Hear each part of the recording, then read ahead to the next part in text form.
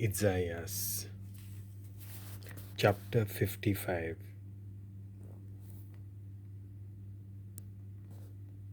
शेवटाचें आमंत्रण. तान लागल्या तुमकां?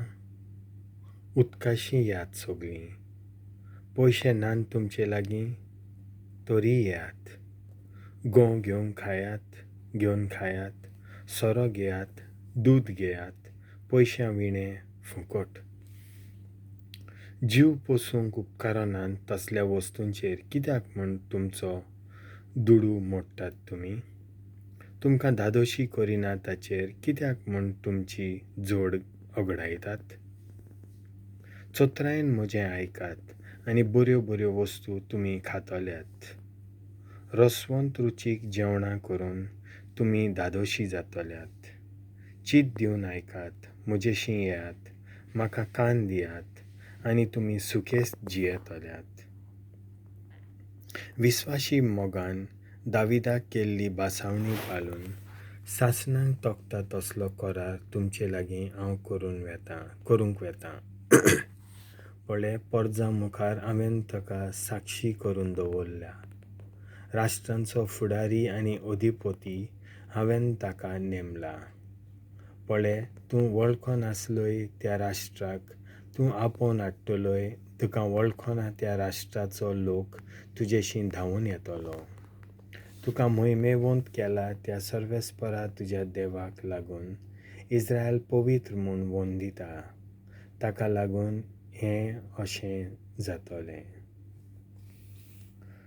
सôdtoleank Sorvespor ozun mellta, तर ताका sôdunk लागात. तो अजून लागीं आसा तर ताका उलो मारात. खोट्या मनशांनी आपली वाट सांडची आनी noxttea मनशांनी आपली वाईट चिंतनां सोडून दिवची. तांणी Sorvespora-xim परतून येवचें आनी तो तांची दया करतलो. तांणी आमच्या Deva-xim येवचें आनी उदार काळजान तो तांकां बक्षितलो.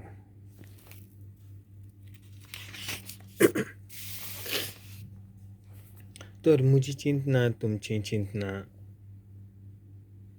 न्हय आनी म्हज्यो वाटो तुमच्यो वाटो न्हय, उलयता तो सर्वेस्पोर. जितलें मळब पृथ्वे परस उंच आसा तितल्यो म्हज्यो वाटो तुमच्या वाटां परस उंच आनी म्हजी चिंतना तुमच्या chintnam-vôn व्हरती. जशें पावस आनी बरफ मळबा थावन पडटात आनी बेश्टी परतून वचनात, बगर vomp'piak बी आनी जेवपाक जेवण दिवंक जमीन शिंपतात. ती सुफल कोत्तात आनी बीं किल्लायतात.